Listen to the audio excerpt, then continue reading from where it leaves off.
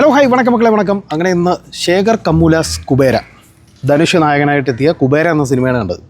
സിനിമയെക്കുറിച്ച് പറയുകയാണെന്നുണ്ടെങ്കിൽ ഇത് ഒരു പ്രത്യേക യൂണിവേഴ്സായിട്ട് പ്രഖ്യാപിക്കണമെന്നാണ് എൻ്റെ ആദ്യത്തെ അഭിപ്രായം. കാരണം ഇത് നമ്മുടെ പിച്ചക്കാരൻ എന്ന് പറയുന്നൊരു സിനിമ 1ഉം 2ഉം ഇറക്കി. ആ ഒരു യൂണിവേഴ്സുമായിട്ടൊരു ബന്ധം കണക്ട് ചെയ്ത് പോകുന്ന ശേഖർ കമ്മൂലയുടെ കുബേരയാണ്.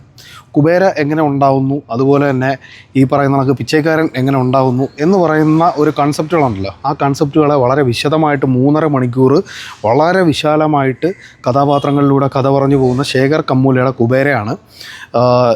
ടോട്ടലി എന്നെ സംബന്ധിച്ചിടത്തോളം ഒരു പ്രേക്ഷകൻ എന്നുള്ള രീതിയിൽ ഞാൻ വളരെ എൻ്റർടൈൻ ചെയ്താണ് സിനിമ കണ്ടത്. കാരണം ധനുഷിൻ്റെ ഇൻട്രോ തൊട്ട് ആ ഒരു ഏരിയയൊക്കെ ഭയങ്കര രസമായിട്ട് ഫീൽ ചെയ്തു. പിന്നീട് അങ്ങോട്ട് പോകുന്തോറും ഒരു പിച്ചക്കാരൻ അനുഭവിക്കുന്ന ബുദ്ധിമുട്ടുകൾ, അയാളുടെ ജീവിതത്തിലുണ്ടാകുന്ന ചില ട്വിസ്റ്റുകൾ, ആ സംഭവത്തിലേക്ക് നാഗാർജുനയുടെ കഥാപാത്രത്തിൻ്റെ ഒരു എൻട്രി, പിന്നെ ഇവർ തമ്മിലുള്ള ഒരു കൊളാബറേഷൻ, അങ്ങനെ കഥ നീണ്ടങ്ങ് പോവുകയാണ്. ഈ നീണ്ടു പോകുന്ന കഥ എങ്ങോട്ട് പോകണമെന്ന് ഇവർക്ക് പോലും ഒരു ഉറപ്പില്ലാത്ത രീതിയിൽ സംഭവം പോകും.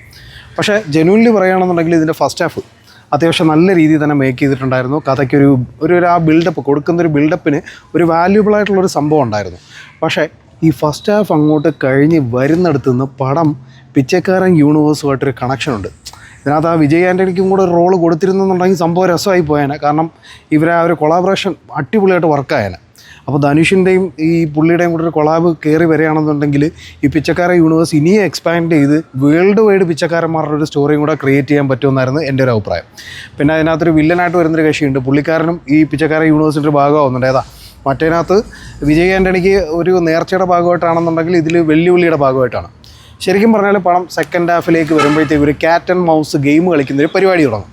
ഈ ഒരു പരിപാടി ഇവർ രണ്ടുപേരും കൂടി ഇങ്ങനെ കളിച്ചിരിക്കും. പക്ഷേ പ്രേക്ഷകർക്ക് ശരിക്കും പറഞ്ഞാൽ ഇത് ബോറടിച്ചു തുടങ്ങും. കാരണം ഒരു ലിമിറ്റൊക്കെ വേണ്ടേ ഈ ക്യാറ്റ് ആൻഡ് മൗസ് ഗെയിം കളിക്കുന്നതിന്. അതിൻ്റെ ഇടയിൽ നാഗാർജുനൊക്കെ ആണെന്നുണ്ടെങ്കിൽ ഒരു ജെനുവിൻ ഓഫീസറാണ്, പക്ഷേ ഇയാളെ മാനസിക സമ്മർദ്ദങ്ങൾ ഭയങ്കര വിഷയം, അത് ഇതിനകത്ത് ഓഡിയൻസിന് ആ ഫസ്റ്റ് ഹാഫിൽ കിട്ടിയ കണക്ഷൻ ടോട്ടലി ഇല്ലാതാക്കുന്നൊരു പരുവത്തിലോട്ട് കൊണ്ടുപോകും.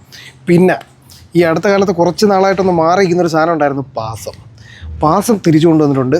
അതായത് ആരുടെ പാസമാണെന്ന് ഇപ്പോൾ പറയാൻ പറ്റത്തില്ല, വല്ലവളയും കൊച്ചിൻ്റെ പാസം. അപ്പോൾ ആ പാസം ഏറ്റെടുത്ത് പിന്നെ ഒരു എന്താ പറയുക, ഒരു അച്ഛൻ പാസം എന്നുള്ള രീതിയിലോ സഹോദരൻ പാസം എന്നുള്ള രീതിയിലോ എങ്ങനെ വേണമെങ്കിലും എന്നെ കാണാം. പിന്നെ വഴിയിൽ കൂടെ പോയൊരു നായിക എന്തിന് ജീവിക്കണമെന്നോ എങ്ങനെ ജീവിക്കണമെന്നോ അറിയാൻ വയ്യാത്ത ശുദ്ധ എന്താ പറയുക, ഇതിന് എന്തിന് പറയണം, അങ്ങനെ ഒരു വാക്കില്ല. അങ്ങനെ ഒരു നായിക, പുള്ളിക്കാരിക്ക് എന്തിന് ചെയ്യണമെന്ന് അറിഞ്ഞൂടാ. ആ നായിക പിന്നെ നായകൻ എന്ത് കാണിക്കുന്നു അതിൻ്റെ ഒപ്പം പോകുന്നു, നായികയുടെ പിറകെ നായകൻ പോകുന്നു, ഇവരിങ്ങനെ കറങ്ങിക്കൊണ്ടിരിക്കുന്നു, ഇതിൻ്റെ കൂടെ ബാക്കിയുള്ളവരിങ്ങനെ കറങ്ങിക്കൊണ്ടിരിക്കുന്നു. സോ ടോട്ടലി പ്രേക്ഷകർ ഈ കറക്കം മൊത്തം കണ്ട് തലയും ചുറ്റി കസേരയിലിരുന്ന് നന്നായിട്ട് ഉറങ്ങാൻ പറ്റുന്ന ഒരു സിറ്റുവേഷൻ ക്രിയേറ്റ് ചെയ്തിട്ടുണ്ട് അത്യാവശ്യം. അപ്പോൾ നല്ല AC ഉള്ള തിയേറ്റർ, നല്ല സൗണ്ട് ക്വാളിറ്റി ഉള്ള തിയേറ്റർ ചൂസ് ചെയ്ത്, നല്ല സീറ്റ് ക്വാളിറ്റി ഉള്ള തിയേറ്ററും കൂടെ ചൂസ് ചെയ്ത് പോവുകയാണെന്നുണ്ടെങ്കിൽ ഒട്ടുമിക്ക പേർക്ക് അത്യാവശ്യം ഇൻ്റർവ്യൂവിൽ കഴിയുമ്പോൾ നല്ല ഉറക്കത്തിനുള്ള സാധ്യത കിട്ടുന്നുണ്ട്. അതുപോലെ തന്നെ ഫസ്റ്റ് ഹാഫ് നിങ്ങൾ എൻ്റർടൈൻ ചെയ്തിട്ടുണ്ടെന്നുണ്ടെങ്കിൽ ആ ഫസ്റ്റ് ഹാഫ് എൻഡ് ചെയ്യുന്നിടത്ത് ഒരു സിനിമ തീർന്നു എന്ന് വിചാരിച്ചുകൊണ്ട് സെക്കൻഡ് ഹാഫ് നല്ല രീതിയിൽ നിങ്ങൾ എൻജോയ് ചെയ്ത് ഉറങ്ങാൻ പറ്റും. വലിയ ശബ്ദങ്ങളോ കോലാഹലങ്ങളോ ഒന്നുമില്ല, വലിയ ബുദ്ധിമുട്ടുകളൊന്നും ഇല്ലാത്ത രീതിയിൽ നിങ്ങൾ കൊണ്ടുപോകും. അവസാനം അടുപ്പിച്ചൊരു ചെറിയ 1-2 വെടിയൊച്ചകൾ കേട്ട് ഉണരുമെങ്കിൽ അത് നിങ്ങളെ ദൗർഭാഗ്യമായിട്ട് മാത്രം കൂട്ടിയാൽ മതി. പിന്നെ DSPയുടെ മ്യൂസിക്കിനെ കുറിച്ച് പറയാതിരിക്കാൻ പറ്റത്തില്ല. പുള്ളി ഇതുവരെ ചെയ്ത സിനിമകളിൽ നിന്നും കുറച്ച് ഇൻസ്പയർ ആയിട്ടുണ്ട്. അതുപോലെ തന്നെ അനിരുദ്ധിൻ്റെ മ്യൂസിക്കിൽ നിന്നും പുള്ളി കുറച്ച് കടമെടുത്തിട്ടുണ്ട്. കത്തിയിലെ BGM ഒക്കെ അവിടെ ഇവിടെയൊക്കെ ആയിട്ട് പുള്ളി പ്ലേസ് ചെയ്തിട്ടുണ്ട്. മറ്റൊരു തരത്തിലേക്ക് ആക്കിയെന്ന് മാത്രമേ ഉള്ളൂ. പിന്നെ എന്താ പറയുക, വളരെ മികച്ച രീതിയിൽ കുറേ സംഭവങ്ങൾ കൊണ്ടുവന്നിട്ട് പിന്നെ എന്തിനോ വേണ്ടി തിളച്ചൊരു സാമ്പാർ എന്നുള്ള പരുവത്തിലേക്ക് കൊണ്ടുപോയി. മറ്റേ ബാലൻ വക്കീലിനകത്ത് സിദ്ദിഖ് പറയുന്നൊരു ഡയലോഗ് ഉണ്ടല്ലോ, നല്ലപോലെ പഠിച്ചു വന്നുകൊണ്ടിരുന്ന ഒരുത്തനായിരുന്നു, പക്ഷേ എന്തൊക്കെയോ പറ്റി എങ്ങോട്ടോ പോയി എന്ന് പറയുന്നൊരു വരും. അതുപോലെയായിരുന്നു ശേഖർ കമ്മൂലയ്ക്ക് ഇത് എഴുതിയപ്പോൾ സംഭവിച്ചത്. നല്ല രീതിക്ക് കാര്യങ്ങൾ പ്ലാൻ ചെയ്ത് നല്ല സ്റ്റോറിയും കൊണ്ടുവന്ന് വെച്ചിട്ട് പിന്നെ കോർപ്പറേറ്റീവ് മുതലാളി ഇങ്ങനെയുള്ള സാധനത്തിനകത്തോട്ട് കളിച്ച് എങ്ങോട്ടോ ചെന്നൊരവസ്ഥ. സോ ധനുഷ് ഓഡിയോ ലോഞ്ചിനകത്ത് പറഞ്ഞൊരു കാര്യം ഉണ്ടായിരുന്നു, ഞാനതിപ്പം റെസ്പോൺസിൽ ഞാൻ പറഞ്ഞിട്ടുണ്ടായിരുന്നു. കാരണം എല്ലായിടത്തും കൈവിട്ട് പോകുമ്പോൾ എന്നെ കൈപിടിച്ച് നടത്താൻ എൻ്റെ ഫാൻസുകാരുണ്ട് എന്ന് പറഞ്ഞിട്ടൊരു സാധനം ഉണ്ടായിരുന്നു. അതുപോലെ തന്നെ പുള്ളിയുടെ സിനിമ വരുന്നതിന് 1.5 മാസം മുമ്പേ നെഗറ്റീവ് റിവ്യൂ ക്യാമ്പയിൻ തുടങ്ങും. അവർ വല്ലാത്ത രീതിയിൽ സിനിമ തകർക്കും. ധനുഷ് ഇതുവരെ ചെയ്ത സിനിമകളിൽ അത്യാവശ്യം നല്ല സിനിമകൾ ഒരുപാടുണ്ട്. ഫാൻ ബേസിൽ കുറേ നെഗറ്റീവ്സ് ഉണ്ടായെങ്കിൽ പോലും ധനുഷ് ചെയ്തു വച്ചിരിക്കുന്ന കുറേ സംഭവങ്ങളുണ്ട്, അത് എവിടെയും മിസ്സായിട്ടില്ല, സീരിയസ്ലി. അപ്പോൾ പുള്ളി ഈ പറയുന്ന കണക്ക് നെഗറ്റീവ് ക്യാമ്പയിൻ ചെയ്യുന്നുണ്ട്, അങ്ങനെ പറഞ്ഞിട്ടുണ്ട്, അതിൻ്റെ ഒന്നും ആവശ്യമില്ല. പുള്ളി അത്യാവശ്യം നല്ലൊരു ആക്ടറാണ്, പുള്ളി അത് തെളിയിച്ചിട്ടുള്ള കാര്യമാണ്.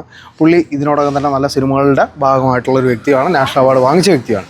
പക്ഷേ അദ്ദേഹം ഇങ്ങനെ വന്നിരുന്നിട്ട് ഒരു ഫാൻസിനെ സമാധാനിപ്പിക്കാൻ വേണ്ടിയിട്ട് സിനിമ ചെയ്യുന്ന ഒരാളെ പോലെയാണ് എനിക്ക് ആ ഓഡിയോ ലോഞ്ച് കണ്ടപ്പോഴത്തേക്ക് തോന്നിയത്. സിനിമയിലേക്ക് വരികയാണെന്നുണ്ടെങ്കിൽ പുള്ളിയുടെ പെർഫോമൻസിനെ വെച്ച് നോക്കുകയാണെന്നുണ്ടെങ്കിൽ സ്റ്റാൻഡേർഡ് ആയിട്ടുള്ള പെർഫോമൻസ്. ഒരു ഇൻട്രോ ഒക്കെ ഇത്രയും വലിയൊരു സ്റ്റാറാണ്, പുള്ളിയുടെ ഒരു ഇൻട്രോ എന്നൊക്കെ പറഞ്ഞു കഴിഞ്ഞാൽ ഒരു പട്ടിയായിട്ട് ഇങ്ങനെ ഇരിക്കുന്ന പോലത്തെ ഒരു സാധനമാണ്. വളരെ സിമ്പിളായിട്ട് തുടങ്ങുന്ന ഒരു ഇൻട്രോ.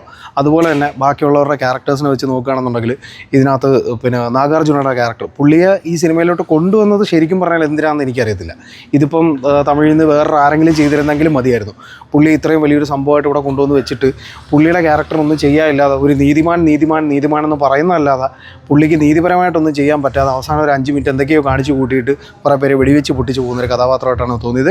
രശ്മിക മന്ദാന, ഞാൻ ഓൾറെഡി അത് പറഞ്ഞു.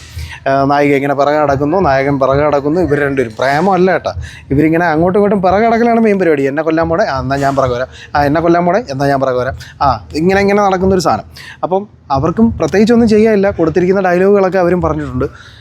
ശരിക്കും പറഞ്ഞാൽ പെർഫോമൻസ് വൈസ് പലയിടങ്ങളിലും കുഴപ്പമില്ലാത്ത രീതിയിൽ, അതായത് അവർക്ക് കിട്ടിയ സംഭവങ്ങൾ അവർ ചെയ്തു, അതിൽ കൂടുതലൊന്നും ചെയ്യാനില്ല. ധനുഷിൻ്റെ പെർഫോമൻസ് ബെറ്റർ ആയിരുന്നു, പുള്ളിയുടെ മാനറിസങ്ങൾ നൈസായിരുന്നു, ഒരു പിച്ചക്കാരൻ്റെ ഒരു പിന്നെ ആറ്റിറ്റ്യൂഡും അങ്ങനെയൊക്കെയുള്ള സംഭവങ്ങളൊക്കെ പിടിച്ച് അറിവില്ലാത്ത രീതിയും ആ സാധനങ്ങളൊക്കെ കൊണ്ടുപോയി. പക്ഷേ ശരിക്കും പറഞ്ഞാൽ ധനുഷ് ഈ സ്റ്റോറി വായിച്ച് എത്രത്തോളം ഇമ്പ്രസ്ഡ് ആയെന്ന് എനിക്കറിയത്തില്ല. എസ്പെഷ്യലി ഇങ്ങനെ സെക്കൻഡ് ഹാഫ് വായിച്ചൊന്നും പോലും എനിക്കറിയത്തില്ല. സോ അങ്ങനെയൊക്കെയുള്ള കാര്യങ്ങൾ വെച്ചിട്ട് നോക്കുകയാണെന്നുണ്ടെങ്കിൽ പെർഫോമൻസ് വൈസ് എല്ലാവരും അവരവരുടെ ക്യാരക്ടേഴ്സ് നന്നായിട്ട് ചെയ്തു. അതിനപ്പുറത്തേക്ക് നോക്കുകയാണെന്നുണ്ടെങ്കിൽ ടോട്ടലി നേരത്തെ പറഞ്ഞൊക്കെ തന്നെ കൂടുതലൊന്നും പറയില്ല. അപ്പോൾ ഒരു വൺ ടൈം വാച്ചിനാണോ എന്ന് ചോദിച്ചു കഴിഞ്ഞാൽ കുഴപ്പമില്ല, ഒരു വൺ ടൈം വാച്ച് നിങ്ങൾക്ക് ആവാം. പക്ഷേ അതിനകത്ത് നിങ്ങൾക്കൊരു സാറ്റിസ്ഫാക്ഷൻ കിട്ടുമെന്ന് ചോദിച്ചു കഴിഞ്ഞാൽ വലിയ സാറ്റിസ്ഫാക്ഷൻ ഒന്നും കിട്ടത്തില്ല. എസ്പെഷ്യലി സെക്കൻഡ് ഹാഫ് കണ്ടു കഴിയുമ്പോൾ നിങ്ങൾക്ക് ഫസ്റ്റ് ഹാഫിൽ കിട്ടിയ ഒരു ഫീല് പോലും സെക്കൻഡ് ഹാഫിനോട് തോന്നത്തില്ല എന്നുള്ള രീതിയിലാണ് പടം ചെയ്ത് വെച്ചിരിക്കുന്നത്. സോ ഇതൊരു പാൻ വേൾഡ് പിച്ചക്കാരൻ പടമായിട്ട് മാറണമെന്നാണ് എൻ്റെ അഭിപ്രായം. അപ്പോൾ കൂടുതലൊന്നും പറയില്ല. ഇൻഷോർട്ട് മലയാളി ഈ സിനിമയ്ക്ക് കൊടുക്കുന്ന റേറ്റിംഗ് 2 out of 5 ആണ്. കൂടുതലൊന്നും പറയാനില്ല. അഭിപ്രായങ്ങൾ വ്യക്തിപരം, സിനിമ തിയേറ്ററിൽ തന്നെ കണ്ട് വിലയിരുത്തുക.